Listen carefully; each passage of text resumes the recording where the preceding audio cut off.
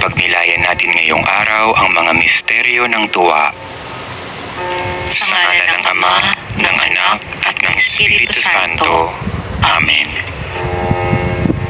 Sumasampalataya ako sa Diyos Amang makapangyarihan sa lahat, na may gawa ng langit at lupa. Sumasampalataya ako kay Jesucristo, iisang anak ng Diyos, Panginoon nating lahat. Nagkatawang tao siya, lalang ng Espiritu Santo. Ipinanganak ni Santa Mariang Birhen, pinagpakasakit ni Poncio Pilato, ipinako sa krus, namatay inilibing. Nanaog sa kinaroroonan ng mga yumao, nang may ikatlong araw, nabuhay na maguli. Umakyat sa langit, naluluklok sa kanan ng Diyos Amang makapangyarihan sa lahat.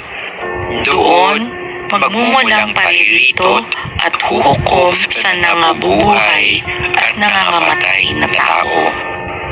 Sumasampalataya naman ako sa Diyos Espiritu Santo, sa banal na simbahang katolika, sa kasamahan ng mga banal, sa kapatawaran ng mga kasalanan, sa pagkabuhay na muli ng nangamatay na tao, at sa buhay na walang hanggan.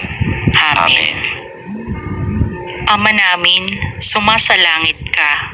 Sambahin ang ngalan mo. Mapasa amin ang kaharian mo. Sundin ang loob mo dito sa lupa para nang sa langit. Bigyan mo kami ngayon ng aming kakanin sa araw-araw at patawarin mo kami sa aming mga sala para ng pagpapatawad namin sa mga nagkakasala sa amin. At huwag mo kaming ipahintulot sa tukso at iadya mo kami sa lahat ng masama. Amen. Aba, Ginoong Maria, napupuno ka ng grasya. Ang Panginoong Diyos ay sumasayo.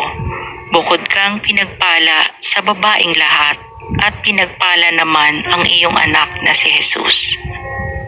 Santa Maria, Ina ng Diyos, ipanalangin mo kaming makasalanan, ngayon at kung kami mamamatay. Amen. Aba, Ginoong Maria, napupuno ka ng grasya. Ang Panginoong Diyos ay sumasayo.